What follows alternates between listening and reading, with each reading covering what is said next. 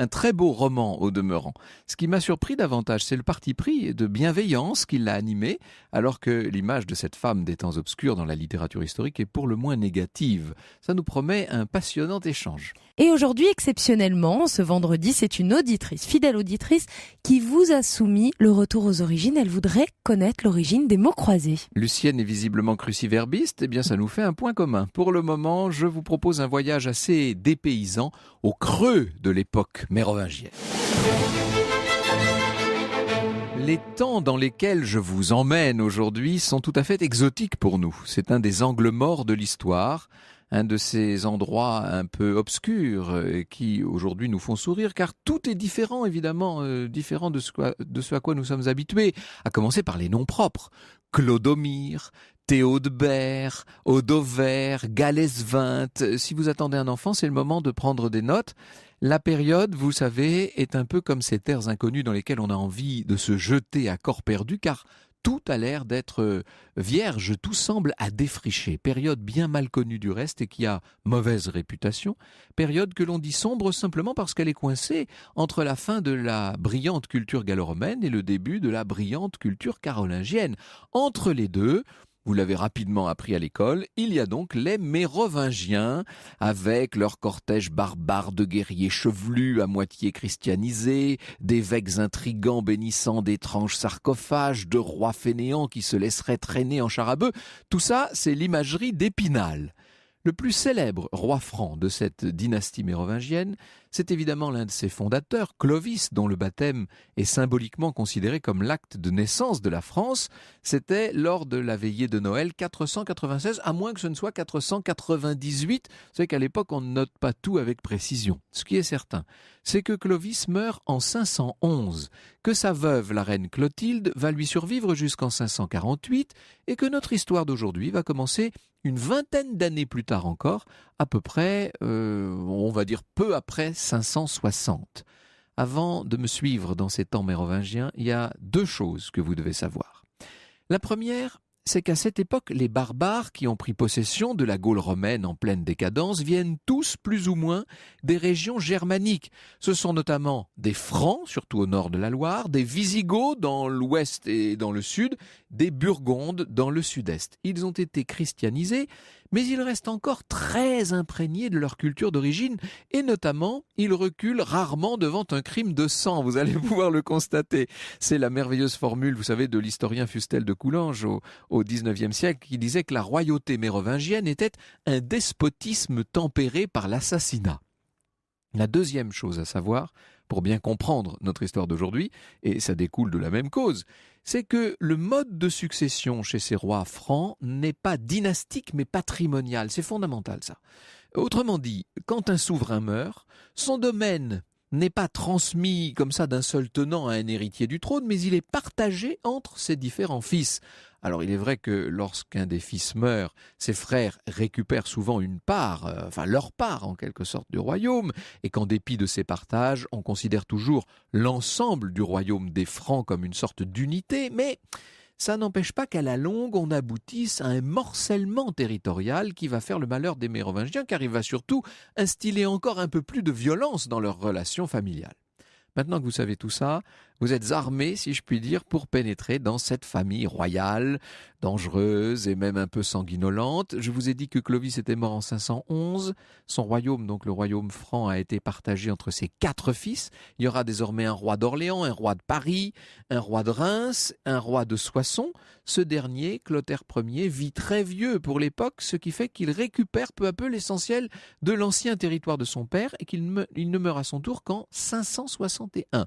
Du coup, en 561, nouveau partage, notamment entre 2 de ses fils, un peu les frères ennemis pour tout vous dire, Sigebert, je devrais dire Sigbert, mais enfin on va le dire ça à la française, Sigebert qui va hériter un domaine vers l'est et Chilpéric auquel échoit un domaine plus à l'ouest avec donc pour capitale Soissons.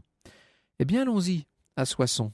En cette année 565, alors que Chilpéric est parti se battre en Bretagne, son épouse, la douce Odover, attend un 4e enfant. C'est une petite fille qui naît, elle s'appelle Basine. Et voilà encore un joli nom.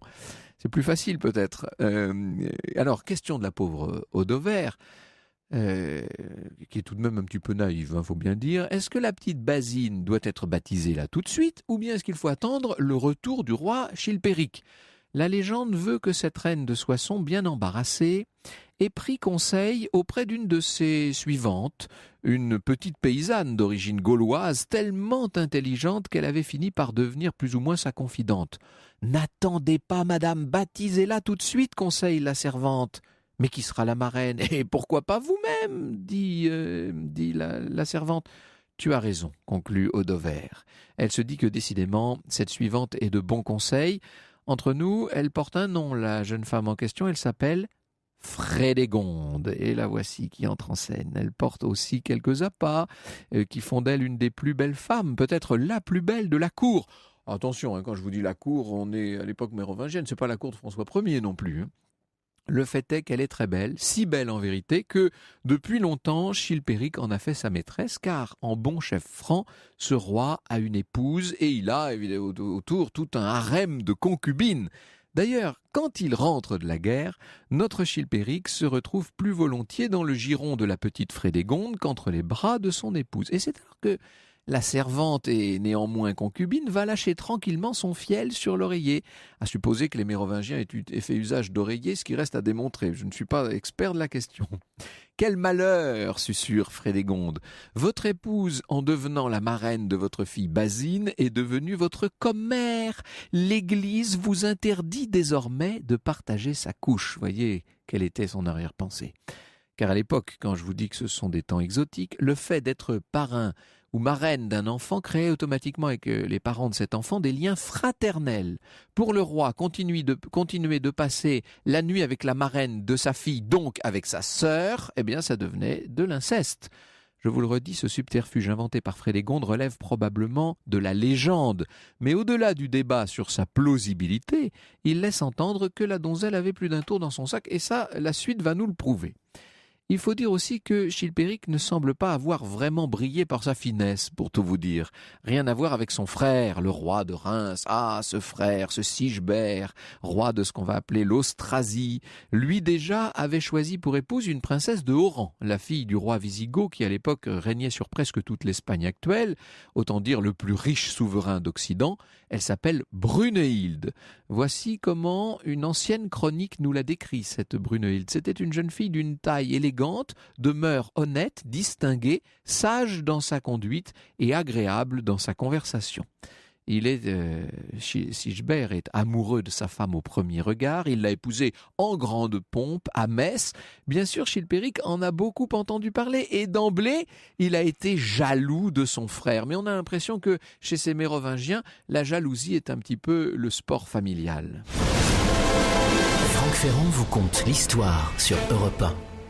Cet après-midi, Franck Ferrand, vous nous proposez de découvrir une femme, celle qui va devenir reine de Neustrie, Frédégonde. Frédégonde est dans l'ombre du roi de Soissons, Chilpéric, qui veut faire comme son frère Sigebert, roi de Reims, et qui veut donc épouser une princesse wisigothe. Et pourquoi pas la sœur aînée de Brunehilde, elle s'appelle Galsvinte. Pour convaincre le roi wisigoth de lui confier sa fille aînée, Chilpéric va devoir faire beaucoup de concessions et la vérité, c'est que ce mariage ne sera rendu possible que par la mort d'un autre frère de Chilpéric, le roi de Paris, qui lui permet d'hériter une grande partie de l'ouest de la Gaule, jusqu'au Béarn, à la Bigorre, jusqu'au Comminges. Autrement dit, il est devenu le voisin immédiat des Wisigoths. Puisque la fille aînée était encore à marier, Chilpéric aurait dû au moins se demander pourquoi son frère avait choisi d'épouser la cadette. Mais je vous l'ai dit, il n'est pas très malin, le roi de la Nouvelle Neustrie, et il aura la réponse avant de s'être posé la question, c'est que Galsvinte est aussi ingrate physiquement que sa sœur était rayonnante, de sorte que notre Frédégonde, un temps délaissée, une fois passés les premiers émois et d'inévitables frayeurs, ne va pas tarder à retrouver le chemin de la couche de Chilpéric. Le traitement que peu à peu cette simple concubine va parvenir à infliger à la reine en titre nous montre chez Frédégonde un tempérament tout de même pas très amène, en tout cas d'une certaine dureté. Il y a vite de la répudiation dans l'air. Galesvinte, la pauvre, tellement malheureuse, tellement maltraitée, est prête à abandonner sa fabuleuse dot à Chilpéric, mais celui-ci savait bien que son beau-frère ne l'entendait pas de cette oreille. Alors, plutôt que de répudier Galesvinte, il va procéder autrement.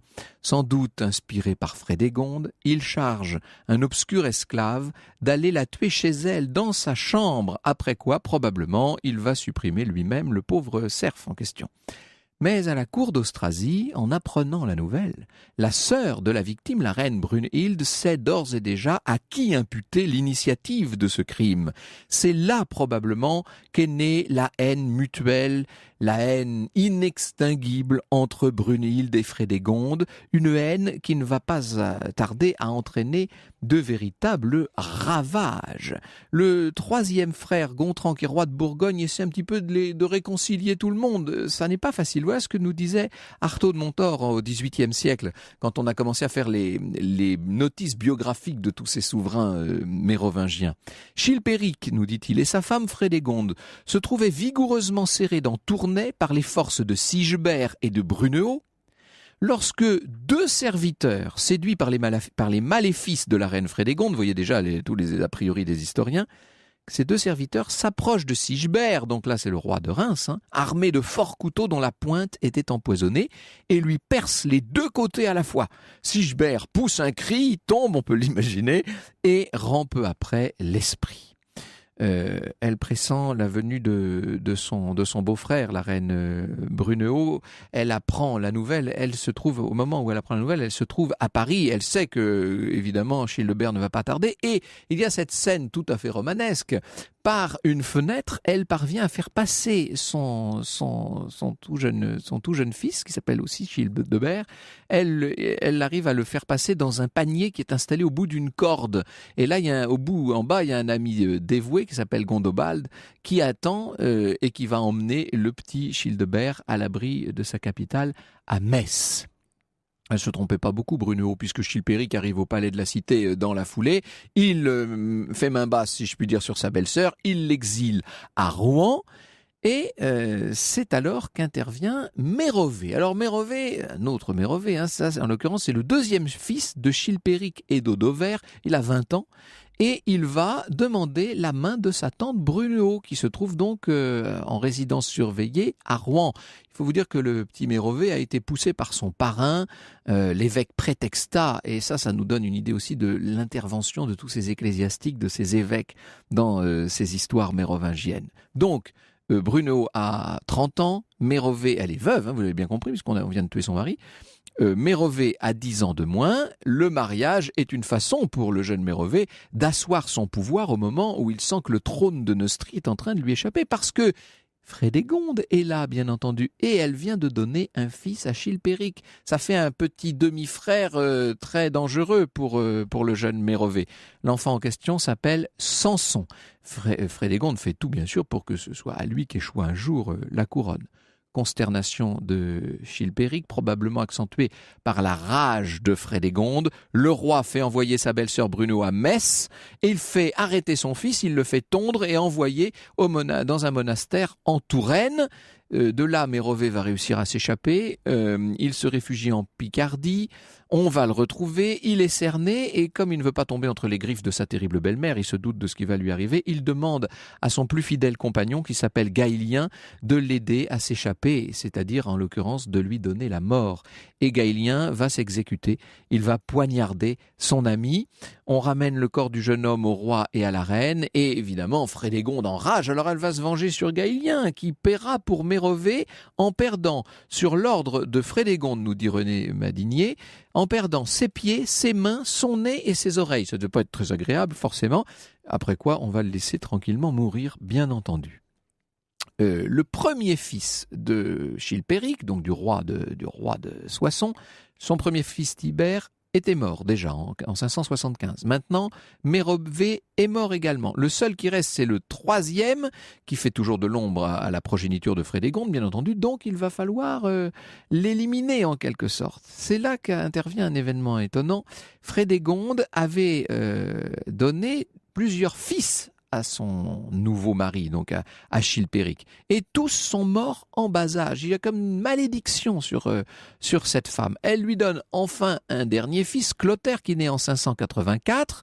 Et elle envoie Clotaire dans le domaine de Vitry, où il va être élevé avec le plus grand soin pour essayer de le sauver en quelque sorte. Voilà ce que nous dit Laure Charlotte Pfeffer. Elle était fière de se savoir toujours désirée par un homme dont l'âge mûr aurait pu l'incliner à rechercher la compagnie de jeunes vierges sémillantes. Et oui, Chilpéric reste fidèle à Frédégonde. S'il requérait de temps à autre le service de concubine, Frédégonde avait peu de raisons de céder à la jalousie. Ses filles n'avaient guère d'intelligence face à son fier caractère. Son autorité, quiconque savait au palais qu'elle pouvait l'exercer de façon impitoyable, décourageait de toute velléité de rivalité celle que la faveur de Chilpéric distinguait occasionnellement.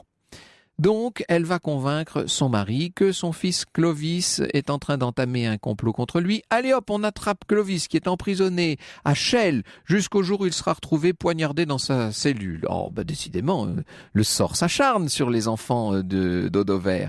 La reine ordonne que le corps soit jeté dans la Marne et le frère de Chilpéric, Gontran, se dit que ça a assez duré maintenant, qu'il va falloir mettre un terme au ravage de cette sanglante belle-sœur. Alors il s'allie avec son neveu, Childebert II. Vous savez, c'était celui que sa mère avait fait échapper par le panier là, quelques années plus tôt, au bout d'une corde. Ils vont s'allier tous les deux. Vous pouvez faire confiance à Frédégonde pour ne surtout pas se laisser faire. Franck Ferrand vous conte l'histoire sur Europe 1. Nous sommes cet après-midi sur Europe 1 au cœur de l'histoire de Frédégonde avec vous, Franck Ferrand. Frédégonde, la reine sanglante. Les morts s'accumulent, pour tout vous dire, autour de Frédégonde. D'abord, elle a fait tuer, semble-t-il, Odover, vous savez, cette femme dont elle avait pourtant été à une époque la confidente. Et non seulement elle a fait tuer la mère, mais elle a fait violer et torturer la fille Basine. Rappelez-vous la petite Basine qui naissait au début de cette histoire. Et puis alors, vient à mourir le roi lui-même, Chilpéric, en 584. Il est dans une partie de chasse au sanglier, de retour de battue à Chelles. Il est attaqué, il va mourir de 2 coups de couteau, semble-t-il. C'est d'une sobriété tout à fait remarquable par rapport à ce qu'on entend d'habitude. Alors on raconte que ça pourrait être l'un des amants de Frédégonde, un certain Landéric, qui l'aurait assassiné sur ordre de sa maîtresse. Là on est dans le on-dit pur et simple, puisque d'autres versions laissent plutôt penser qu'il s'agirait de Brunehaut qui aurait agi dans l'ombre. On va voir dans un instant ce qu'en pense notre invité, bien entendu. En attendant, le royaume est sans roi. Il y a en plus des rumeurs de bâtardise sur le nouveau-né, vous savez, sur l'enfant de Frédégonde. Évidemment, les voisins commencent à lorgner singulièrement sur la Neustrie. Brunehaut demande à Gontran la tête de Frédégonde en disant « Mais cette femme, vous voyez, c'est une meurtrière, il faut absolument nous venger. » Gontran est prudent. Il réunit les nobles de Neustrie qui vont reconnaître la légitimité de l'enfant, du petit Clotaire. Frédégonde et son petit roi, si je puis dire, sont placés sous la protection de Gontran, mais c'est elle qui exerce la régence, bien entendu, avec une seule idée en tête, en finir avec Brunehaut. Est-ce qu'elle va y arriver? La suite dans un tout petit instant. Je suis très heureux d'accueillir Laure Charlotte Pfeffer. Bonjour, merci d'être avec nous. Vous avez écrit un beau livre et avec vous, nous allons revenir sur la vérité de toute cette histoire. Europe 1, au cœur de l'histoire. Franck Ferrand. Vous nous parlez cet après-midi, Franck Ferrand, de la reine sanglante Frédégonde avec votre invitée Laure Charlotte Pfeffer. Elle est historienne de l'art médiéval, conservateur en chef du patrimoine et auteur du roman Frédégonde, reine aux éditions Actes Sud. Frédégonde, reine, c'est comme ça que vous l'appelez, Anne-Charlotte Pfeffer, dans votre ouvrage. Hein. C'est-à-dire que c'est un peu comme on dirait Elisabeth Regina, en quelque sorte, Frédégonde, reine. Et votre livre est écrit à la manière des chroniques anciennes, avec systématiquement les deux auteurs, si je puis dire, moi Walden, moi Grunewald. Il faut que vous nous expliquiez qui sont vos deux narrateurs, en fait. Oui, alors j'ai effectivement, je me sers de tout ce dont je peux me servir pour essayer de restituer la période, ce qui n'est pas facile. Donc j'utilise les titres qui sont donnés à l'époque, qui sont vraiment des titres ronflants. Et puis, j'utilise aussi la façon dont on s'appelle, dont on se désigne. Et voilà, Frédégonde Reine vient de là. C'est Fridgund Regina. Et mes deux narrateurs, c'est une Romaine, Flavia, qui est une esclave. Et puis, c'est un Franc, Gunbald, parce que je voulais qu'on... Il ne faut pas oublier qu'on est dans les années 560-70, c'est-à-dire tellement peu de temps après la chute de l'Empire romain. Il y a encore cette présence qui est prégnante, évidemment. Très, très forte. Hein. D'ailleurs, on appelle les habitants des Romains. Nous, on utilise le terme gallo-romain pour spécifique, mais ce sont des Romains.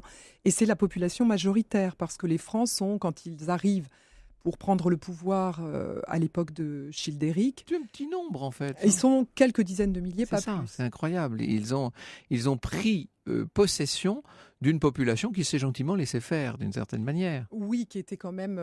qui demandait à être dirigée. Alors, avant de venir sur toute cette période tellement passionnante, on en parlerait des heures. Moi, je vous avoue que j'aime beaucoup parler de ça. Je trouve que c'est tout simplement exotique, agréable, amusant. Je pense que nos auditeurs sont d'accord, si j'en crois tous les messages qui arrivent d'ailleurs. Finissons notre histoire, là, cette espèce de Frédégonde que, je sais, vous allez vouloir défendre constamment. Elle est là, maintenant, on est à l'heure du bras de fer avec Brunehaut. Et évidemment, je dis évidemment, c'est pas après tout une si grande évidence que ça, c'est Frédégonde qui va l'emporter.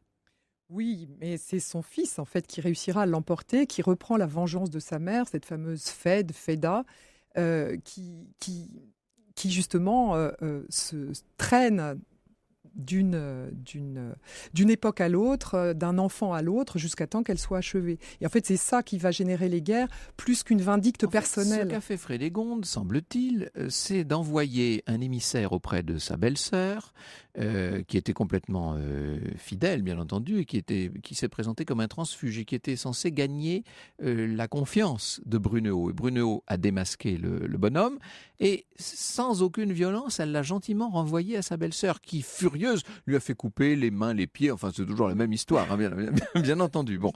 Et puis, à la suite de ça d'ailleurs, Frédégonde va se débarrasser d'un certain nombre de ceux qui auraient pu aider Brunehaut, à commencer par l'évêque Prétextat de Rouen, qui va subir mauvaise fortune quand même, lui aussi. Très mauvaise fortune. Racontez-nous en deux mots. C'est un meurtre qu'on peut lui attribuer en direct. Il faut savoir qu'à cette époque-là, elle a été envoyée en exil par Gontran, qui l'a trouvée encombrante. Mais il faut savoir que Gontran lui-même a engendré entre les deux femmes, a maintenu les tensions entre les deux femmes en soutenant Frédégonde, parce qu'il avait besoin que les deux femmes soient en conflit pour lui s'arroger la mainmise sur tout le royaume des Francs. Et Brunhilde était très puissante, et surtout à cette époque, c'est déjà Childebert qui commence à régner. Il prend du pouvoir, il est entouré de ses propres conseillers, et il y aura une rivalité. Childebert II, qui est le fils, qui est le fils de Brunehaut et de Sigbert, ce petit qui a été qui s'est sauvé. Voilà, c'est la légende, le panier, mais c'est quand même une très belle image. Et Childebert prend du pouvoir, et il va y avoir des tensions très fortes entre Brunehaut et son fils, qui vont permettre aussi à Frédégonde, de son côté, de pouvoir profiter de ces difficultés, de ces rivalités. Et alors, Frédégonde meurt tranquillement dans son lit, si je puis dire. Elle a 57 ans, en 52, elle est morte en 597, voilà. Hein, c'est ça. Et quant à Brunehaut, elle va être mise à mort par le fils de Frédégonde. C'est dans des conditions atroces. On la traîne derrière un cheval. Enfin, c'est abominable. Alors qu'elle était pourtant une vieille dame, hein, mais on n'a pas eu du tout de respect. Après vraiment des humiliations sans fin, on la torture pendant 3 jours. On la promène toute nue sur un chameau devant toute l'armée. Ça. Enfin, on peut imaginer ce que ça a été. Mais Clotaire n'avait pas le choix. S'il voulait éteindre la mémoire de cette femme qui avait été une grande reine, il fallait lui conférer la déchéance d'un roi. Et c'est organisé, et Clotaire II n'est pas le seul dans cette décision. Il y a tous les nobles de l'Austrasie qui sont venus le chercher contre Brunehaut et qui cherche à ce que la mémoire de Brunehaut soit effacée. Et on ira jusqu'à brûler son cadavre pour qu'il n'y ait que des cendres qui seront dispersées au vent. Donc c'est très fort. Alors à une époque, quand j'étais adolescent, je me suis un petit peu plongé dans ces histoires et j'avais constaté qu'à chaque fois qu'on découvre un personnage, on découvre les crimes qui l'accompagnent d'une certaine manière. C'est-à-dire que l'époque est très violente. Et peut-être que si Frédégonde a dans l'histoire laissé l'image d'une femme particulièrement cruelle et sanguinaire, c'est tout simplement parce qu'on la connaît mieux que les autres. Mais c'était la façon d'être d'une certaine manière. Il faut peut-être dire ça. Oui, je crois que c'est une façon de gouverner. Mais quand on compare par exemple au temps de la République romaine juste avant César, nos mérovingiens ne sont pas des agneaux, mais sont des enfants de cœur. Des apprentis. Des apprentis.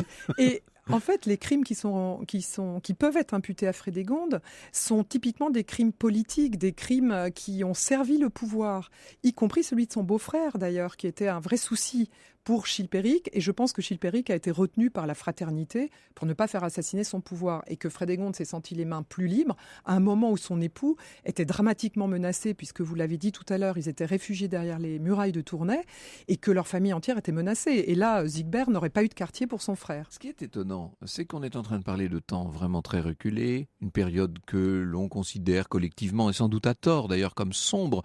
Elle est simplement sombre parce qu'on en connaît très mal l'histoire, ou simplement à travers quelques chroniques. On va venir aux chroniqueurs dans un instant, bien entendu. Mais cette période étonnante fait la part belle aux femmes. C'est ce que vous montrez là tout de même. Mais oui, parce qu'elle permet à deux femmes de prendre le pouvoir. Alors deux femmes très différentes. Brunhilde est une princesse qui a reçu une éducation très soignée. Les Visigoths étaient une lignée aristocratique de vieille date. Et on a aujourd'hui encore conservé la correspondance de Brunhilde avec l'empereur de Byzance, c'est conservé au Vatican. En revanche, de Frédégonde, on n'a rien. Elle est d'origine servile et ce qui m'a beaucoup impressionné, c'est la façon qu'elle a non seulement d'arriver au pouvoir, mais ça, d'autres le font aussi. Il suffit de coucher avec un roi et si on s'y maintient, c'est bien. Sauf qu'elle, non seulement elle s'y maintient avec intelligence, les chroniqueurs diront d'elle qu'elle partage le pouvoir à part égale avec son mari et c'est une belle reconnaissance. Et ce n'est pas une reconnaissance vindicative, hein, c'est une reconnaissance de sa façon de pouvoir régner. Et elle va être soutenue par les fidèles du roi, qu'on appelle les Leudes, qui est, j'allais dire, le lobby qui maintient au pouvoir le roi mérovingien. Alors, elle est très belle, très charismatique, très intelligente, mais elle a forcément du sang sur les mains. Vous nous dites que c'était la manière de gouverner à une époque où le pouvoir est assez peu... n'est pas assez assuré en quelque sorte et où la violence se substitue aux institutions d'une certaine manière. C'est le plus fort qui l'emporte. Donc ça fait partie des... Combien de meurtres, si je puis dire, combien de crimes politiques, pour être plus exact, peut-on attribuer à la reine Frédégonde ? Je vais dire comme vous, à Frédégonde reine. À Frédégonde reine. Alors, on peut lui attribuer bien sûr... Le meurtre de Sigbert, oui, c'est elle qui le commandite, c'est elle qui envoie 2 de ses esclaves faire assassiner son beau-frère. Donc à ce moment où la famille royale est très très menacée. On peut mettre aussi à son compte le meurtre de Prétextatus, l'évêque. Le fameux évêque de Rouen. Le fameux évêque de Rouen. Et puis on peut mettre un autre meurtre qui est quand même très spectaculaire, qui est un Leude qui soutenait l'évêque Prétextatus et qui, quelques jours après le meurtre, vient voir la reine au palais, l'insulte copieusement, lui dit qu'elle n'est pas digne de régner. La reine est quand même embêtée, lui demande de participer à un banquet. Il refuse et elle le retient à la dernière minute en lui disant « Écoute, tu ne vas pas partir sans partager un verre avec moi et avec tes proches. » Et elle empoisonne la coupe, qui est un vin d'absinthe mêlé de miel. L'homme sent tout de suite qu'il est empoisonné, s'enfuit, dit à ses proches de ne pas boire et il meurt à cheval quelques verstes plus loin. Elle est empoisonneuse, c'est dit par Grégoire qui la traite de sorcière, donc c'est une femme qui connaît les plantes. Grégoire n'est pas tendre avec elle. Alors qui est Grégoire ? Qui sont ces chroniqueurs qui nous servent d'éclaireurs dans des temps un peu sombres ? C'est ce que nous voyons avec vous dans un instant. Europe 1 au cœur de l'histoire. Franck Ferrand. Nous sommes au cœur de l'histoire cet après-midi de la reine Frédégonde. Franck Ferrand, vous recevez Laure Charlotte Pfeffer. Elle est historienne de l'art médiéval, conservateur en chef du patrimoine et auteur de ce roman Frédégonde, reine, aux éditions Actes Sud. Vous nous dites, Anne-Charlotte Pfeffer, que si Frédégonde a si mauvaise réputation, c'est en partie à cause de Grégoire. Qui est ce fameux Grégoire ? Alors Grégoire, c'est Grégoire l'évêque de Tours, un aristocrate. Le plus célèbre de tous les chroniqueurs. Le plus célèbre de tous les chroniqueurs de cette période, mais pour la Gaule, qui est l'évêque de Tours. Et il faut savoir que la ville de Tours, elle est dans l'apanage du roi Sigbert, donc grand rival, et ensuite de Childebert, donc grand rival de Chilpéric et Frédégonde. Et Grégoire est un évêque, c'est un politique. Il faut savoir que ce sont les évêques qui ont maintenu non pas l'unité du royaume à une époque où l'Empire romain était en pleine déconfiture, mais ils ont maintenu au sein des grandes cités, des grandes villes, l'ordre, le soin de leurs habitants, faisant remplir les greniers, soucieux d'organiser, de faire réparer les routes. Ils ont vraiment eu un rôle de pouvoir civil très important. Et lors de l'arrivée des rois francs, eh bien, il y a une confrontation des pouvoirs qui rend les choses difficiles. C'est un peu les rois contre les évêques. C'est un peu les rois. Et avec parfois, puisqu'ils s'entendent bien sûr. Et avec, bien sûr. Et puis certains de ces évêques sont de grands saints, de grands personnages. D'autres sont des hommes moins recommandables, mais enfin c'est une exception. Et Grégoire de Tours écrit des chroniques qui s'appellent ces 10 livres d'histoire. Et en fait, on s'est rendu compte, en faisant l'exégèse de ce qu'on appelait ces chroniques, que c'était un livre tourné vers une histoire de l'Église depuis les origines jusqu'à la nuit des temps, avec toute une interprétation eschatologique qui lui faisait chercher dans l'époque mérovingienne des bons et des mauvais qui pouvaient conforter sa démonstration. Et bien entendu, les mauvais, c'était ses ennemis politiques. Alors, ça ne veut pas dire que Frédégonde, pour autant, n'était pas une femme de pouvoir qui a effectivement régné avec une certaine brutalité. Une certaine poigne. Mais il y a une orientation qui vise à salir et Chilpéric et Frédégonde dans la façon dans laquelle il décrit les actes des souverains. Évidemment, pour aborder une période comme celle-là, on dispose de très peu de sources écrites. Les seules choses qu'on ait, ce sont les fameuses chroniques. Quels sont les grands chroniqueurs en dehors de Grégoire de Tours ? Mais on a beaucoup de chroniqueurs qui écrivent des vies de saints, et par l'intermédiaire de ces vies de saints, on a des éléments... Dans les interstices. Dans les interstices, mais on a Isidore de Séville pour les Visigoths, on a Fortunatus, ce diacre milanais qui voyage après une guérison d'un œil qu'il était en train de perdre, une guérison miraculeuse. Il voyage, il arrive à la cour des souverains d'Austrasie, donc à la cour de Sigbert. Et après la mort de Sigbert, il va venir à la cour de Chilpéric. Il va terminer évêque de Poitiers. Et c'est un homme très haut en couleur, grand amateur de festins. Et en même temps, un clerc qui sera le confident de la reine Radegonde, Sainte Radegonde. Encore une poitevine. Encore une poitevine, voilà. C'est le poitevin qui parle. Voilà, retirée à Poitiers, mais qui était thuringienne d'origine. Et Radegonde qui va écrire, elle aussi. Radegonde va écrire, bien sûr, une correspondance aussi avec l'empereur de Byzance. Voilà, nous sommes avec des aristocrates qui sont lettrés, peut-être même plus qu'à la période carolingienne. C'est ça qui est étonnant. Oui. C'est qu'on met toujours en avant la période carolingienne parce qu'elle parle à notre sens moderne de construction d'un État, etc. Mais en vérité, on est dans une époque qui est au moins aussi raffinée, en vérité, sous des dehors un peu rudes, un peu âpres. Alors, justement, et ça c'est ce qu'il y a de fascinant, on entre dans votre livre comme on entre dans la période mérovingienne, si je puis dire. C'est-à-dire qu'au début, je ne vous cache pas qu'on est un peu dérouté par l'orthographe des noms. Vous avez repris l'orthographe J'ai repris l'orthographe germanique, la plus germanique possible. C'est ça, oui. Oui, avant la translation c'est un peu déroutant, phonétique. on va dire. Ouais. Et puis alors, vous mettez systématiquement les titres, et il y a une rhétorique, puisque ce sont deux narrateurs, qui vous nous les avez présentés tout à l'heure, qui s'expriment. Il y a cette espèce de rhétorique qui fait qu'il faut passer outre. C'est l'affaire des 50 premières pages, et puis petit à petit, ça devient comme une musique, si je puis dire, très agréable et à laquelle on se fait, c'est le moins qu'on puisse dire. Et alors là, on découvre les merveilles, parfois sanglantes, mais les merveilles de cette époque. Alors, essayez de nous décrire cette société et ce monde mérovingien. D'abord, le paysage. On parle constamment, à longueur de textes historiques, on parle de palais, on parle de villes. Mais qu'est-ce que c'était qu'un palais mérovingien et qu'était une ville à l'époque ? Alors, le palais mérovingien, ça a deux acceptions. C'est à la fois un bâtiment, c'est celui où le roi réside normalement dans une cité où il y a un ancien palais des gouverneurs romains.